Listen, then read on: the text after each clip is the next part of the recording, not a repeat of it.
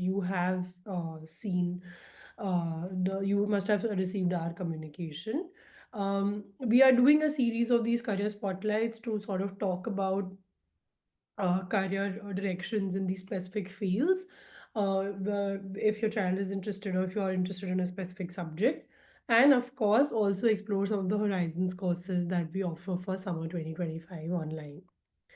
Um, so I know some of you have posted your answer in chat. Why are you here today? So thanks so much, Dave. Thanks, Victor. Thanks, Anand, Saira. So thanks so much for sharing your responses on chat.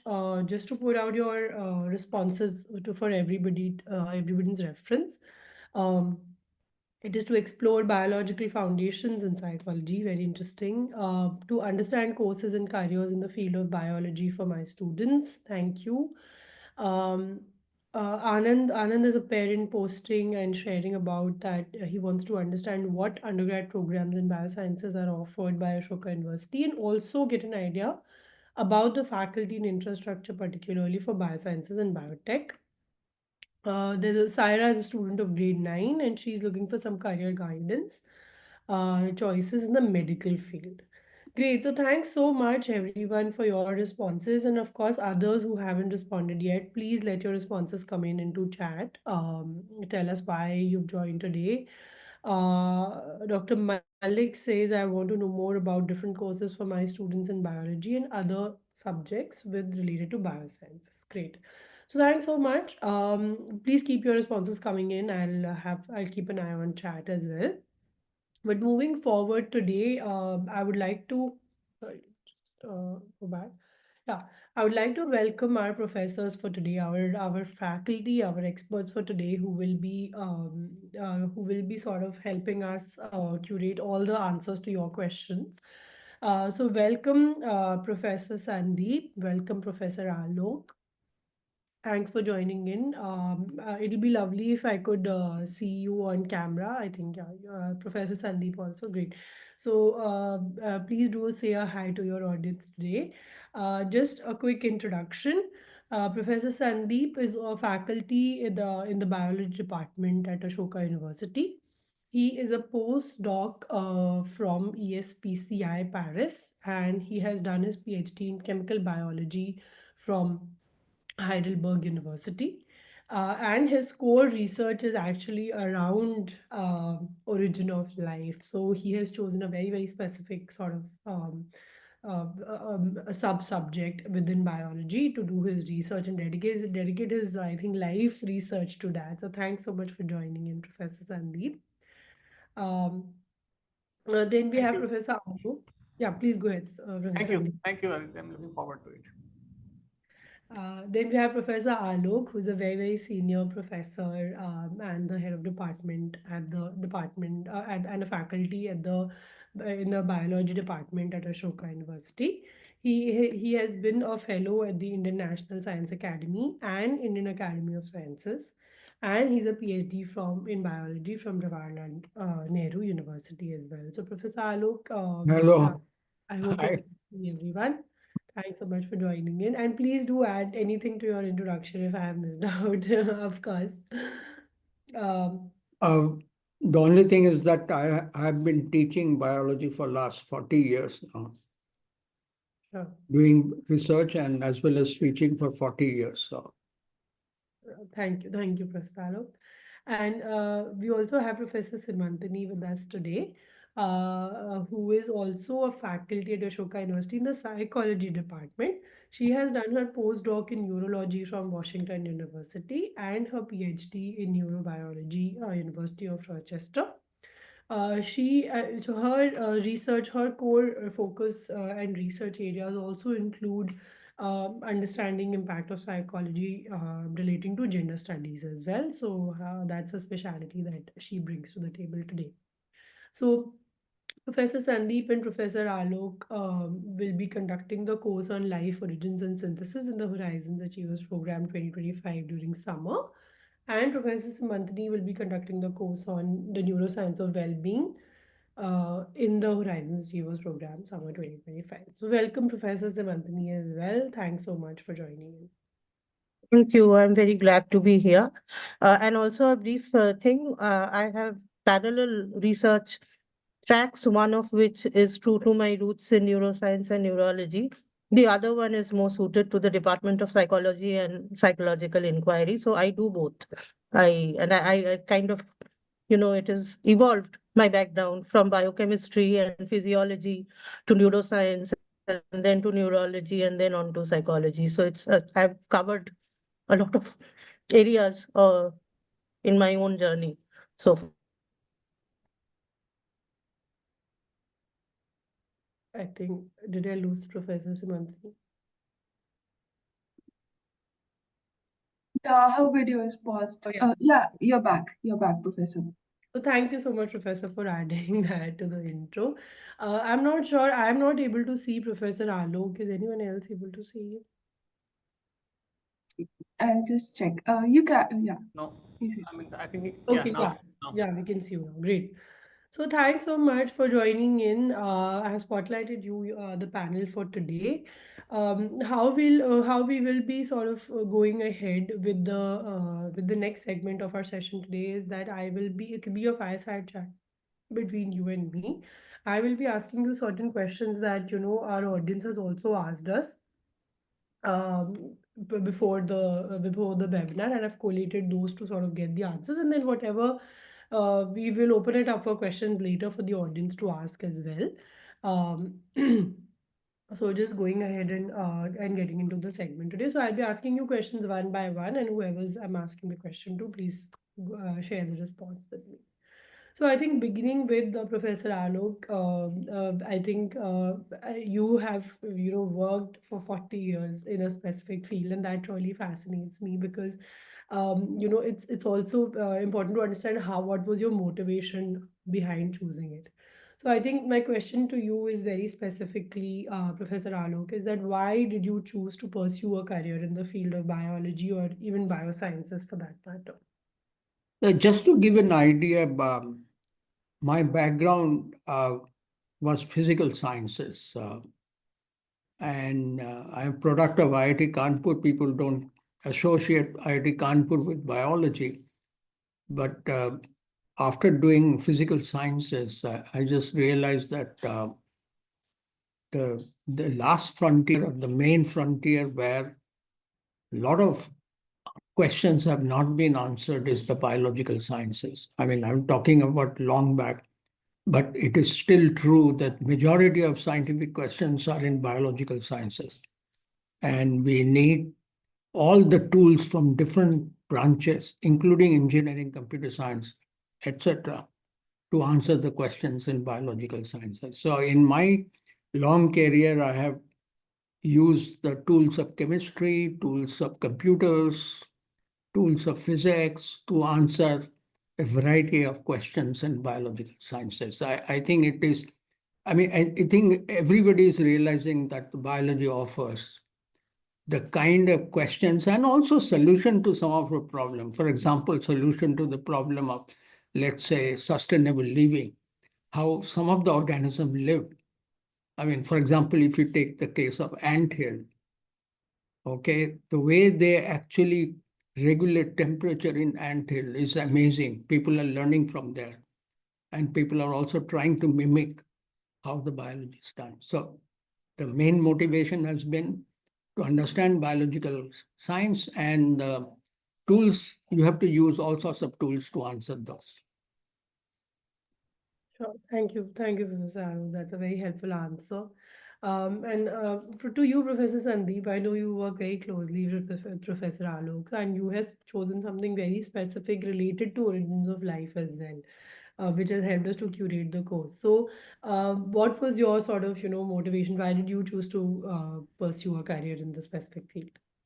So, like Professor Alok said, I am also started my journey as a bioinformatics thesis student. Then I shifted from physics, from chemistry, did a PhD in more chemical biology, and then I'm nurtured by physicists from last 7 8 years. I was working with physicists in mostly theoretical environment, working as experimentalist. So that excited me to I mean, from my PhD time, I got excited about this problem, how life has originated on any planet. For when we look at this problem, what we know, or what we know from all the research, that we know all the biomolecules which we require for for life. We understand contemporary life pretty, at least the ingredients.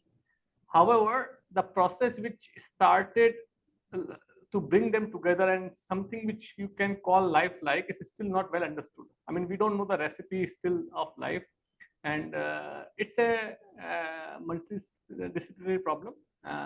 People from different disciplines are coming together and answer. Physicists are getting interested in last few decades to even contribute to this problem. So that keep me excited about this problem, that how we can understand the process, and if we understand the recipe, can we create life-like things in lab? If we understand that, then we can create a lot of synthetic, which life-like, you can call life-like molecules, might be useful for a lot of biomedical applications in future. So this is what keep me excited and working at the edge of different disciplines. Uh, Great. Thank you, sir, Professor Sandeep, for answering that.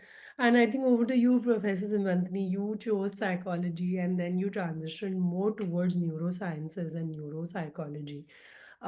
So just wanted to understand, what was your motivation to pursue a career in the specific field as well? So actually, for a tiny bit of correction, it was the other way around. So I trained my PhDs in neuroscience. I am what you say a card-carrying biologist who transitioned into psychology. So I always wanted to study the human brain. Even I remember from my high school days, it was a sort of a very interesting thing for me because it is what makes us very different from, say, even primates. We are humans because of how the brain works. And that's what got me into neurosciences in the first place. And then, it was a convoluted journey, but I have been trained mostly in medical schools in the US, even though I am a PhD and a basic scientist. My attention has always focused on disorders and the kind of research that basic scientists can do that can be translated to clinical side of things. And that is how from neurosciences I ended up in neurology, which has a much more clinical orientation. And then I got really interested in psychological disorders. When I was studying neurology, there were a parallel research track in my lab, which was working on traumatic brain injury in war veterans from Iraq and Afghanistan. This was back in the US. So my lab had a DoD funded side to that whatever I was doing in rodents. So I helped out a lot with that research as well. That is what got me interested in, because a signature injury in these veterans, although they had all sorts of physical injuries and all. The signature injuries were psychological, in particularly at the wake of the Iraq and the Afghanistan wars. And what was very prominent was PTSD. And that got me interested into the field of traumatic stress. And then gradually my interest shifted towards traumatic stress that individuals experience when relationships are dysfunctional and abusive within intimate relationships as well as families. So that's how sort of, it happened. And that's how I ended up in a psychology department. I still have a research arm that looks at neuroimmunity and how it works under different stress condition in rodents. That's kind of page one. And is the track that I have built looking at gender-based violence and particularly focusing on traumatic stress in the context of families and intimate relationships. So I wear both hats at the same time.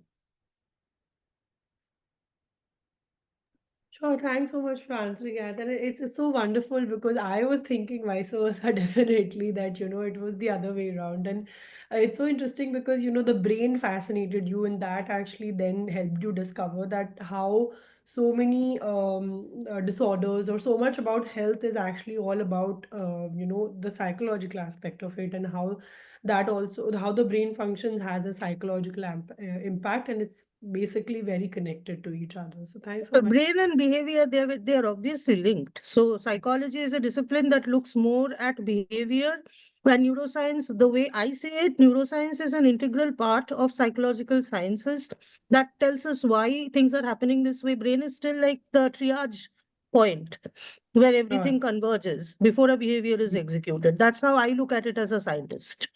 Yeah. Yeah. And Professor Samadri, I think that this leads me to my next question, right? Because Mhm. it's so intriguing to understand the works behind it. That, from a high school student perspective, if you put yourself in the shoes of a high schooler, or if you take yourself back to a high schooler, what do you think? Like, why should a high schooler learn about something as specific as psychology and neurosciences? Like, what would be your 2 cents on it? Well, my answer to that is because psychology is the way we define the discipline it's a scientific study of mental processes and human behavior. Now, and that it is a science. It is not a humanities subject, as it is not really. The modern psychological science is very empirical and experimental in nature, and it is about human behavior. So, if you know psychology and neuroscience, you can learn better. You can simply devise out better learning strategies for all the, it doesn't even have to be in psychology, but if you are taking a competitive exam and you know how to study, how to better learn, you that's right there. Anything, if you know about well-being, how about balancing your lifestyle such that you can manage your academic demands, you can manage your stress levels better, yeah, and you can stay in good form so that you are just able to deal with whatever life expects out of you. That's also a principle that is enormously beneficial. So there are many things. Psychology offers everything for like something for everybody, is how I think, because it is about human behavior.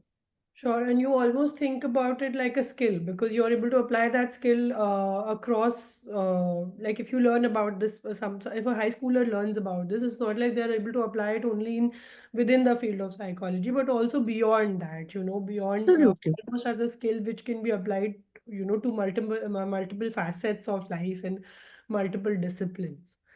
So I Yeah.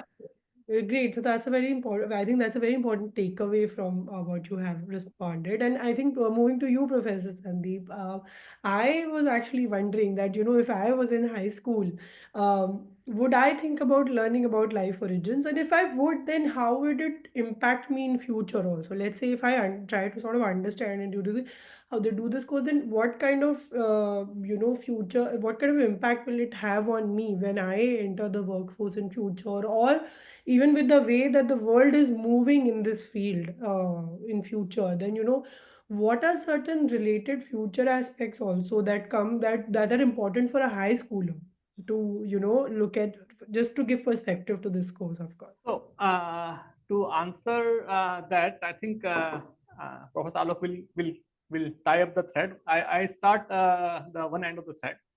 So, when we think about this problem of origins, or life on any other planet, or including Earth, we always, as a kid, I was always thinking of an astronaut, or as a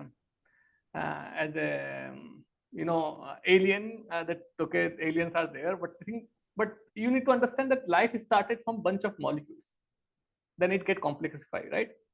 So it's not like out of nowhere entire organism like human being just appeared, right? We started from really small interaction of molecules, which was not, you couldn't call them life, but then slowly and slowly they came together to form some mass, had some lifelike property, and then started.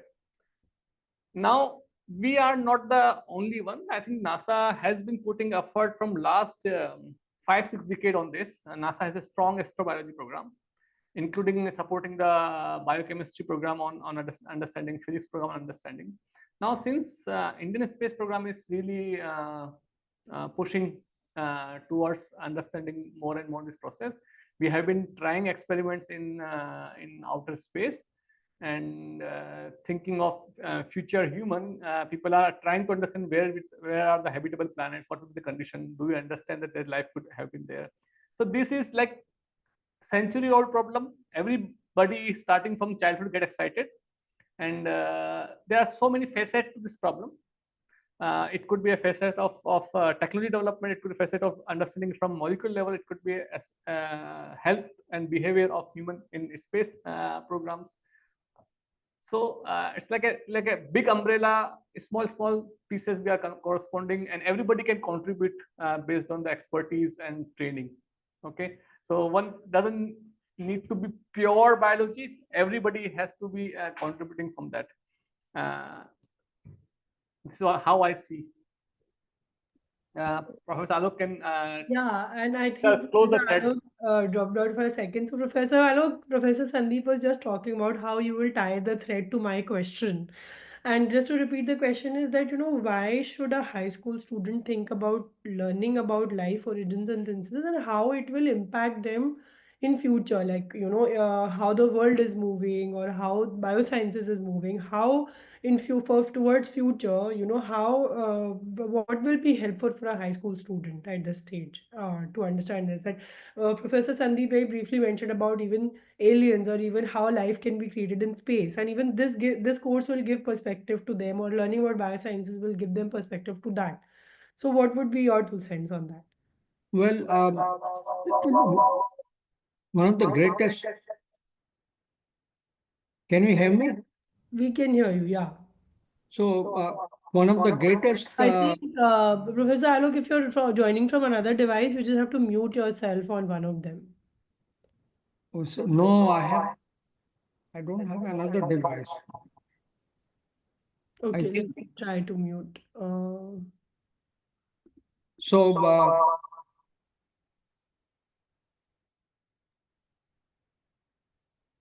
Please go Just ahead. We can hear you. okay.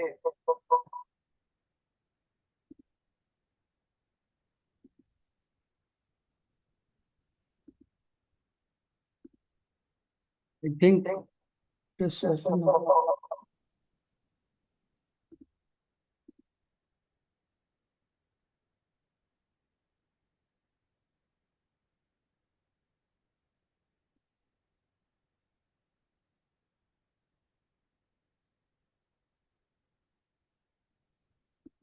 Just give me a minute.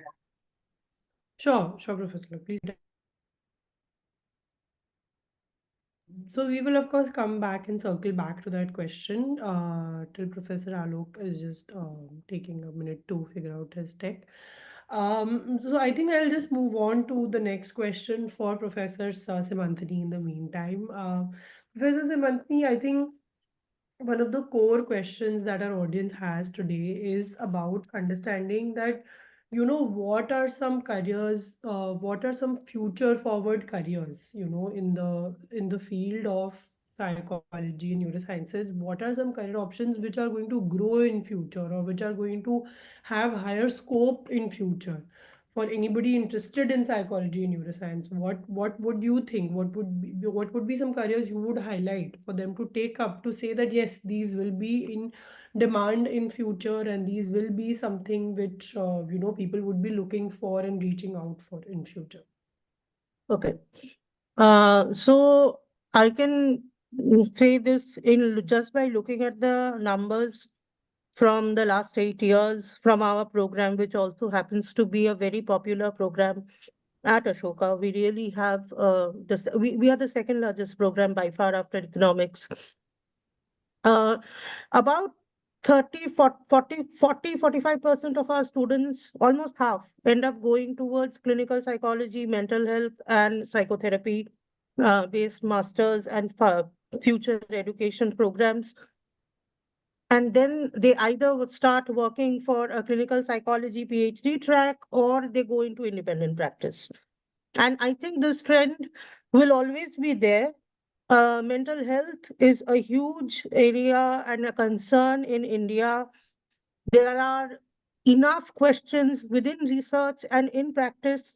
We need a workforce, we need a properly trained workforce in mental health urgently. So that's always going to be one career track that is going to stay relevant as I see it. And then, our students also end up in different organizational behavior, HR related tracks. That is another one.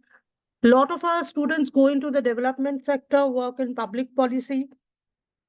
Some students want to do research, so they enter into, I'm mentoring students now who are who have like a minor in computer science with a major in psychology.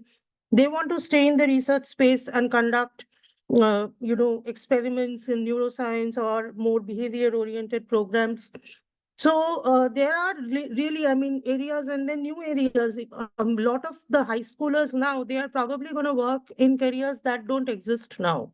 That's what we are seeing. Even 5 years before, we couldn't have imagined the careers of our graduates where they have ended up now. I'm sure this is also going to be true for the next generation. New ways, as both of my colleagues have said, that research and the professional field both are extremely interdisciplinary. There are many real world complex problems that need all hands on deck from different disciplines. So if you are trying to build a biomimicry program, you have to also find a way for that to be feasible, acceptable for all humans who will implant it. So that's how a psychologist can also collaborate on a biomimicry project. Okay, if you are talking about media, advertising, consumer behavior, there is in design, in architecture, we have people consulting with psychologists to create more effective spaces where people can work productively. So there's literally no limit what you can do with a psychology degree if you really learn the principles well. And Professor Samantha, there's a question that a student has posted in chat. I'm just going to reiterate that how do you decide whether to go more towards neurosciences or more towards psychology? Like what kind of, if you come think about choosing specific degrees, then should a student, how can a student, what should be the sort of thinking or criteria to choose that, okay, I am more towards inclining towards learning about neurosciences or towards psychology. Of course, both can sort of, be interdisciplinary later on, and Yeah. application, of course, will be interdisciplinary, and you also already answered that. But let's say for just to choose between the two, if a choice has to be made, then how do you sort of analyze that for yourself? See, I can't. It's really what I think this question came from Saira. So, Saira, it really depends on what you want to do and what you like more. Are you more interested in studying at a mechanistic level what directs behavior? Then I would say that neuroscience is probably the right track for you, where we try to unpack human behavior, either going in through a very systems approach or going through a cell molecular biological approach. Both are possible. But if you are interested to study the behavior as a whole, and maybe you want to work, in the field of mental health, or if you want to, just the all these disciplines that I was talking about, if you want to more be in a more application oriented area, then psychology is probably a better choice for you. It is, and this is again, this is my opinion. I am not saying this is the truth.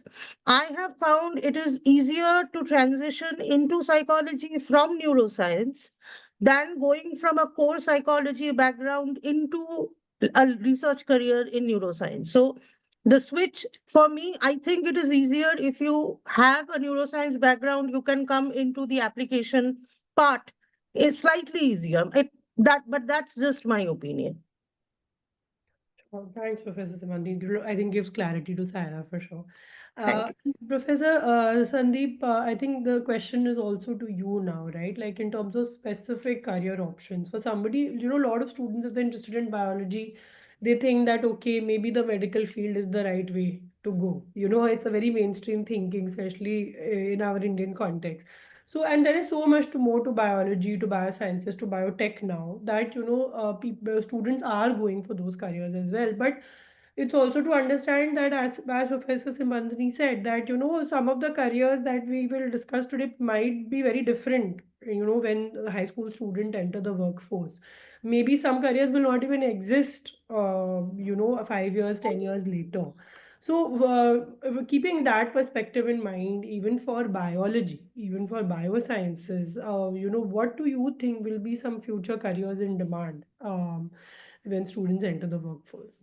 I can start. So I mean, as Professor Semanti was telling, my colleague was telling about, what careers we have might change, and it's dynamic, and what we have been learned is also dynamic. So if you look, biology is no more is a medical oriented field anymore. I mean, that thought has to come out. When we started, we also thought if we don't end up into a medical field, what we should be doing. So research is one of the strong component, has added is there in biology. Second, now lot of this understanding about biological system, the health aspect, policy making, all this field requires basic understanding of biology, as well as how you deal with new policy which is coming from, and I'm talking about not from health itself, but rather from a spectrum, from starting research based policy, environmental based policy, uh, interaction with organisms, as well as a space policy. All require you need to have some knowledge of biology. We have students who have done really great work in understanding interactions with plants, understanding human interactions. They have also published book while be part of the Ashoka Bioscience program. We have a huge aspect now coming to digital health, understanding the digital health and how the current scenario which is evolving can contribute. Now, the next big thing will come, as the advent of AI in health system. Next big thing to come is that how we can keep up the pace with our understanding fundamental biology and then combine with AI and digital aspect of it. So we at the department, we teach really core fundamentals, as well as we have arm of extent of digital health, AI. A lot of our projects include strong component of artificial intelligence. Even the fundamental projects which I have involves a component of artificial intelligence, which all requires understanding of biology from the core. So we make sure in our department that you get both flavors. You are not lost in terms of the career options. Students have done really well in terms of getting really international fellowships from the after graduating from here. And I think Professor Alok is online. He can add more since he has seen department more than me last 8 years. Sure. Thank you, Professor Sunny. Professor Alok, I think if you are audible to you, please do share the answer to the question that was asked previously, and of course, we can go along. Yeah, see, there are a couple of issues, starting from the fact that, the courses that we are offering, this is about early life, how the whole life started, to the what it would lead to, what kind of career options it would have, what is that students are going to learn, how they were going to benefit from all these things are interlinked in it. See, as Sandeep may have explained already, that early life was all came out through a process of chemistry. And it was kind of a great thing that only once it may have happened throughout this universe. And this is a chance that we learned this thing. Eventually, what happened from that single cell, millions of different kinds of organisms came. And that's all about biology. Learning about how this whole diversity is created, what are the chemical process that happen, what are the molecular process that happen. And if anything goes wrong, how the diseases and other things happen, they are all interlinked. So learning from right scrap, from how first cell came and from in the end, how a multiple of millions of different organisms came out, that's, if we learn that, and if we learn the rules of the game, then we will actually be able to answer most of the biological questions, including how diseases happen. And for example, and also how to uh, change our life based on this understanding. For example, in future, I believe that all the chemical industry will convert into kind of a biological industry. All reaction that is happening in a chemical plant would involve biological organism, because biological reaction is happening at a very low temperature in presence of water. No chemicals are involved. Same thing will apply. So the learning process, understanding this whole uh, intricate links that we have, starting from first cell all the way to us, is actually going to help us learning it. If we want to go into any area, it will actually this learning, these things that we are going to teach you would be very helpful. On the other hand, in terms of careers, there are variety of things. Chemistry uses biology, computer science uses biology. Uh, Biology is everywhere. Basic biology is needed in psychology, psychiatry, as Simantini has already explained. Everywhere basic biology is needed today. You can't think of history, you need biology. Uh, Learning about our past, we have given horizon courses on that. So all these things are, related. Biology has become like a core discipline, which actually feeding into all sorts of things, including engineering. So I think this courses gives you this course is particularly going to give you some basic idea by which you can actually think of what to do also in the future, what kind of area that you want to go in, and how learning all these things will help you to actually determine what you eventually want to do in future. I mean, whatever area that you pick in, you have to learn biology. That's no getting away from that. Well, I think thanks so much, Professor Alok, because you have summed up the entire, I think, perspective very well. And you have actually even answered the question that I was going to ask about the course also, because you have very nicely summed up what is it that student will achieve out of the Horizons course on life origins and synthesis as well. So I think thank you so much for that. And I know Professor Simantani, you have answered some questions live for our audience. You're typing answers to that. But I think I'll close with one question for you, Professor Simantani. If you could tell me what is the core outcome that students will achieve from the Horizons Achievers course on the neuroscience of well-being, which is being conducted in summer 2025.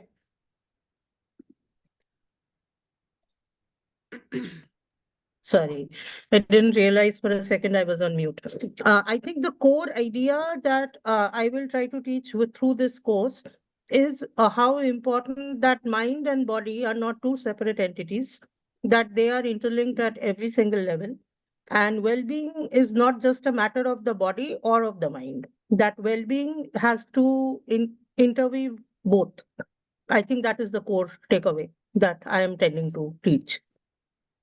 Sure, thanks, Professor Samanti. So I think my set of questions are sort of good to go, and I'll move on to Arpita, who is also here today. She was an undergrad student at Ashoka University, and if we could see you, Arpita, on video. So thanks so much for joining in, Arpita. We are very, very excited to know more about your experience at Ashoka University and also about the project that you did specifically in the specific field. So if you could share your experience very quickly. Hello everyone. Arpita, and my experience at Ashoka was definitely more than just enriching and academically stimulating.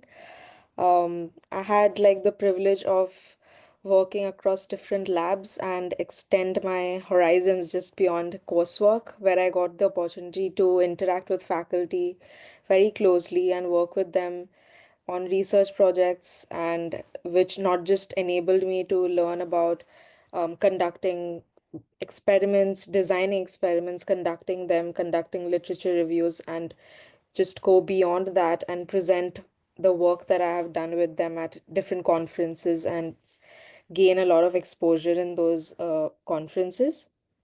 Um, I would say that the environment that Ashoka provided me was actually very supportive, and the research culture encouraged me to explore my research interests because before coming to Ashoka, I did not really know what exact area I wanted to work on. And the small discussion-based sessions that Ashoka actually supports and holds after at each lecture really helped me like get an in-depth understanding of each topic that was covered in the lecture and understand them better. Um, Learning at Ashoka for me was definitely very interactive and interdisciplinary because I was a psychology major, but it did my research did not limit my research was not just limited to psychology because it was at the intersection of psychology and biology, I would say, because I worked with Professor Bittu at the neuroethology laboratory, and the ideas that were drawn towards building that research project was deeply based in the field of clinical psychology and neuroscience, wherein I investigated the impact of depression-like behavior in wild-type zebrafish, which is a model organism that is available at the laboratory, and we work on them to understand various aspects of behavior. And it's a really popular model organism in neuroscience. So I think that multidisciplinary approach, that interdisciplinary contact with professors, and not just in terms of research, but across coursework, helped me gain a deeper understanding across the fields and develop a research idea. And my project is currently under review for publication, and I've presented the work at various conferences and received very good feedback that has not only helped me build my thesis over the past years that I've worked on it, but helped me gain a deeper understanding into how psychology and biology actually come together and help us get a better understanding of behavior. Great, thanks so much, Arpita. Really, really, very. I think you're sort of the ideal example of how these two fields got married through your research project, and it's so exciting because, it's so. I think it's very important for our parents and students to understand that what are the real life examples we take up, what is the real life research that is actually coming through at Ashoka through different courses that students, of course, are doing. So thanks so much for this sharing this very quickly. I'm gonna please keep your questions coming in. There is a Q&A section in the webinar today. You can click on the Q&A section and post your question as well. And you can also post them in chat if you would like. So we will be taking up those questions. We are continuously looking at those questions and taking up those in our chat. I'm going to quickly actually dive into sharing about the Horizons Achievers program, which will give you an opportunity to, learn more about these fields during summer if you're interested in doing that. What you see on my screen is why is the Horizons Achievers Program 2025. It is 18 hours taught live in a virtual setup by the faculty who are present in the webinar today. It'll provide you deeply immersive learning experiences, and we all usually have small cohorts, around 25 students is what we target for each of the course. So you have a small cohort in which you are learning, and there's a lot of one-to-one attention given. You've already met our global. You've already met our expert faculty today, but along with the faculty, what they'll help you execute is a very exciting capstone project.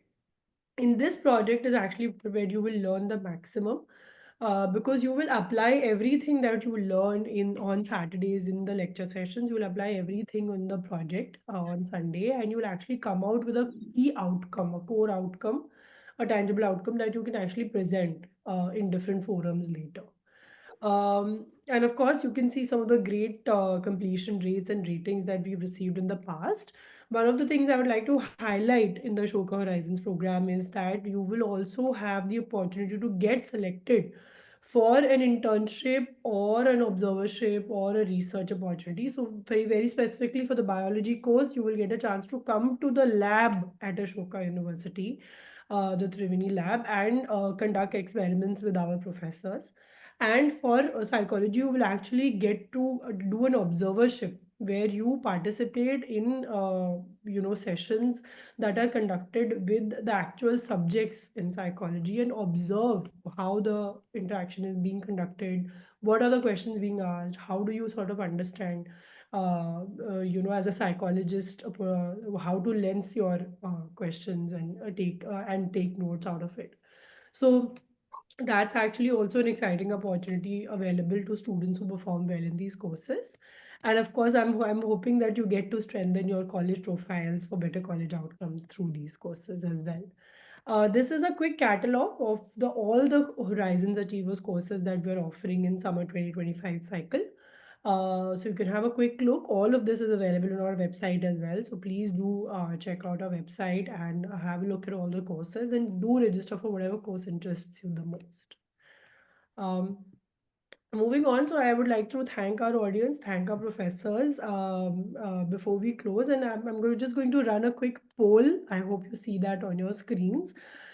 Please do answer the polls as well so that we can move on to opening up the Q&A. Very two quick questions coming up on your screen. I hope you're able to see the pop-up. Tell us which Horizons course are you more likely to choose, and do tell us about how whether this session today was able to meet your expectations and able to answer your questions or not. Because we will be taking up any questions after this as well. So please do answer the poll very quickly. It'll be super helpful for us to understand your interest areas.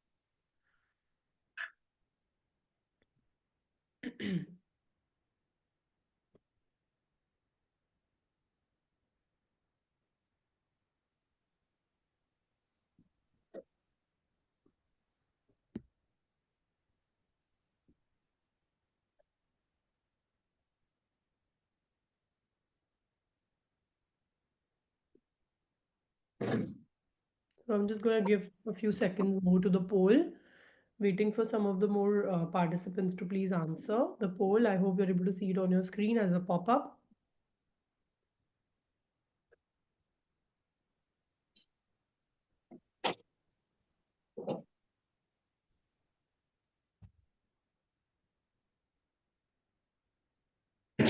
Arshi, please do highlight if there are any questions in chat that needs to be answered. We will take that up. From Saira, I would request Saira if we can. I'm just allowing you to unmute yourself and you can ask the question to the faculty directly. I think we can. Oh, okay, we have launched the second poll as well. Thanks. Sarah, would you like to unmute yourself and ask the question? Hi, good afternoon.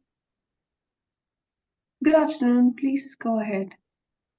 I just wanted to ask that how can we combine psychology and biology? And May I take a stab at uh, that answer? sure, I think Professor Samantini, you can give the best psychology perspective here. So yeah, definitely. This is actually the most popular combination that we see in our outgoing students. Ashoka will allow you to choose your own major and your own minor. So that would be the easiest way to combine the two things. So you can choose either a bio major with a psych minor, or you can choose a psych major with a bio minor. So there are within the Ashoka like sort of trajectories, there are major tracks, which is like that's your main expertise or the degree that you get, the BSc honors that you get will be in that discipline. But then you can also do a minor in another subject or even more than. So there are multiple career tracks available to you to mix and match subjects that are of interest. All right, ma'am. Thanks. Mhm. Uh, So Arshi, I think Anand wants to ask a Yeah, question. he can unmute himself. Please go ahead, Anand. Yes, I'm a parent. I wanted to ask, see, I've been putting a couple of questions on the chat place. See, I run a biotech company and I'm here just to understand programs for my son who is now in 11th grade IB. He's in IB board. This is actually related to, I mean, this Trivedi School of Business and, sorry, not bioscience and, other lab infrastructures and all that you have.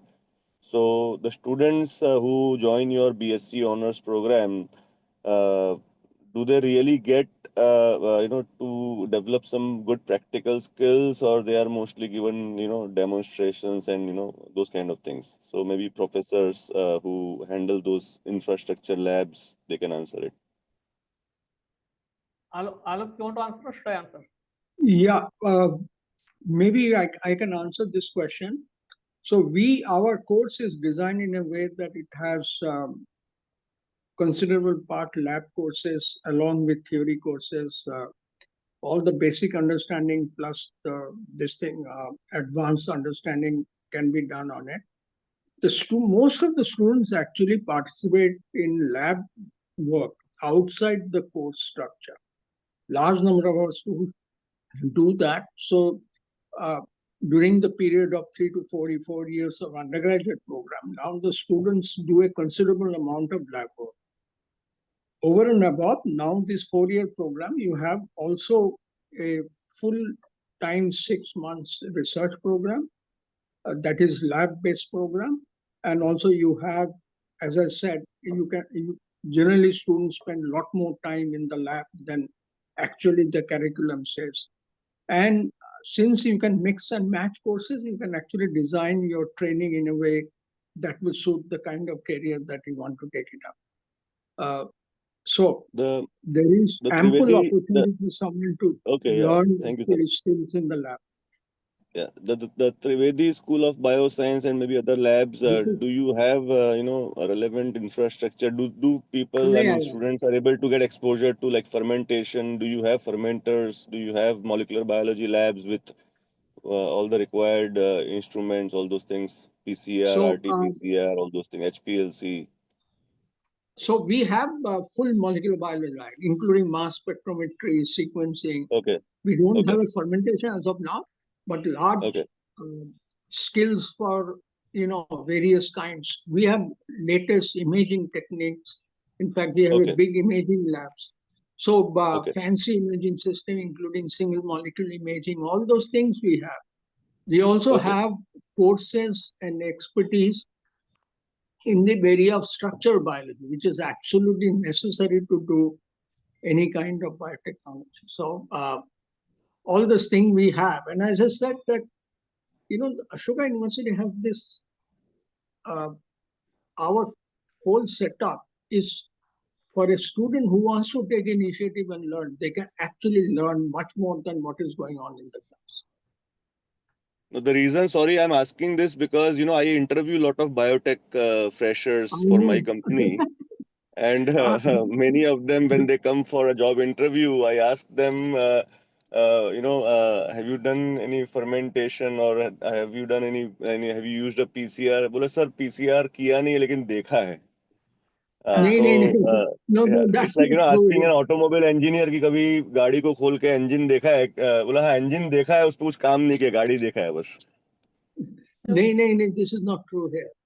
Yeah, We this have is Okay. students very hands-on, Okay, individual fine. level. But yeah, I if you have that infrastructure, it's very good to know. Yeah, Yes. yeah, we have plenty. I mean, we Yeah. have really top of thanks. the line Okay. infrastructure. Thanks, Yeah, Anand, great. for asking Yeah. specific questions. And I think Professor Sandeep has Yeah. something to add I, very I quickly. yeah, I can. I think already Professor Alok has mentioned. I can add on it that we as a faculty mandate that each student does their own experiment. It's not like they even in the lab courses they don't do they do in group, but each one is doing experiments. So this is a mandate from us that we make sure that they are not just observing. On top of that, they do internships in the lab and they have their thesis work in the lab, and every lab is really welcoming. And in terms of instrument, I think as any other European lab, we have almost everything covered. I, So I, Yeah, I good to want know. to add to Sandeep's thing, number of undergraduate students actually involved in a research publication is very high. I don't think it is so much in any other place. yes, yes, Large Okay, number of undergraduate students are already co-authors in research papers. This okay, is a trend good. that has been working very well. We No, can give you a it's list of good. Yeah, it should be like that. Yes. Yeah. the. Thank you. Thank you so much, Thank professors. you. Thank you, Anand, for the Yeah. question. We saw your answers in the poll. Many of you are interested in psychology course, many of you are interested in the biosciences course. So we are very excited. Please do check out our website. The QR code is presented on the screen. Applications are open, so please apply early Rita for. is a perfect example of that too. I mean, she has Sorry, I think Samantani is answering a question also. But please do, of course, write to us if you have any queries. The email ID is also there, and check out our website and apply as soon as you can for the courses that you're interested in. I'm going to take a minute to quickly talk about our UG course, our undergrad program as well, for which the applications are open right now. There are four stages to it, and the final application deadline for the Ashoka undergraduate program is 25th April 2025. And of course, you can apply to it even if you haven't received your board exam percentage or marks. There are multiple courses offered in the UG program as well. You can see some of the majors and the minors that are there in the on my screen. There are foundation courses on multiple disciplines, and of course, there are some pure majors and interdisciplinary majors that are available as well.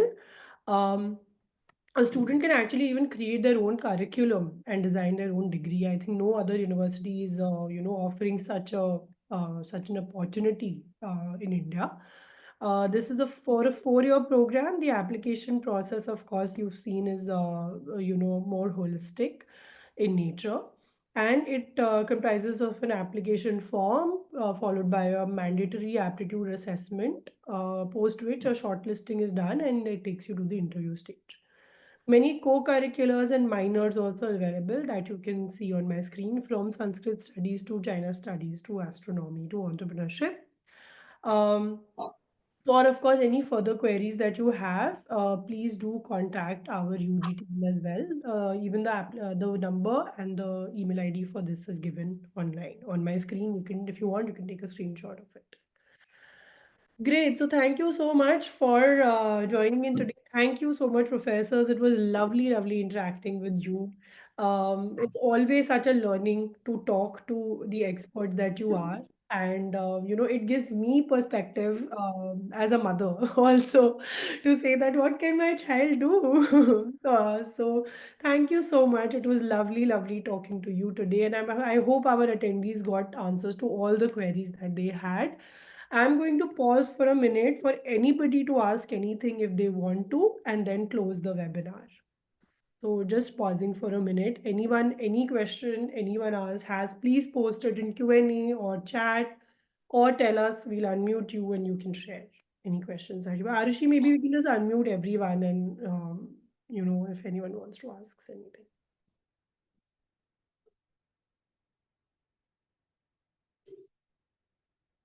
Yeah, I think everybody can unmute themselves if they want to.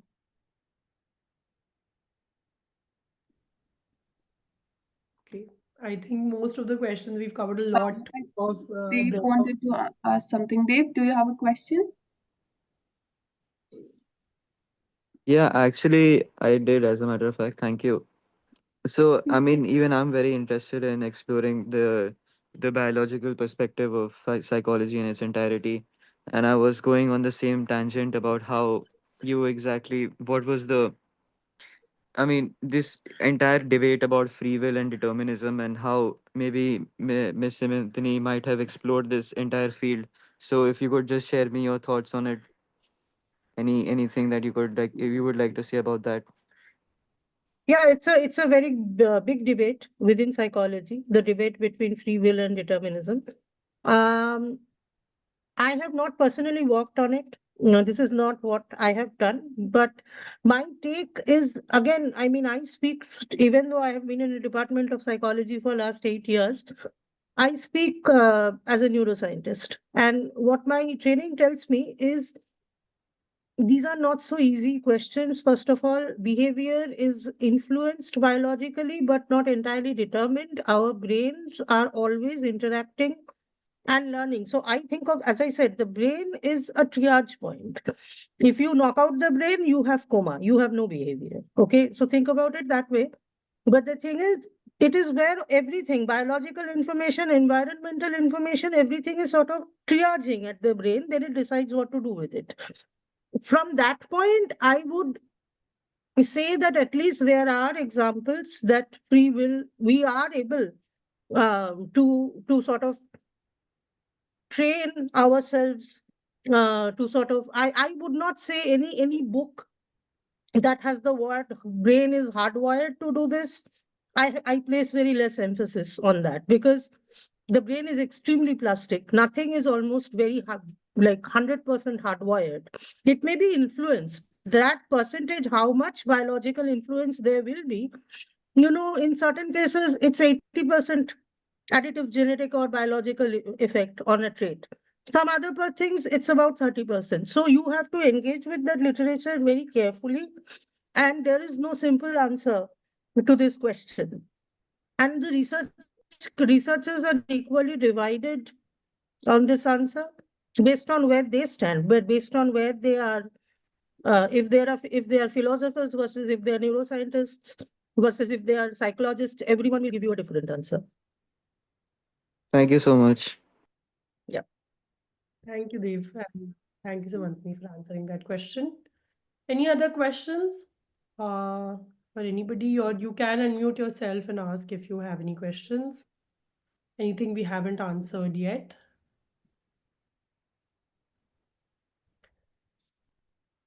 Great.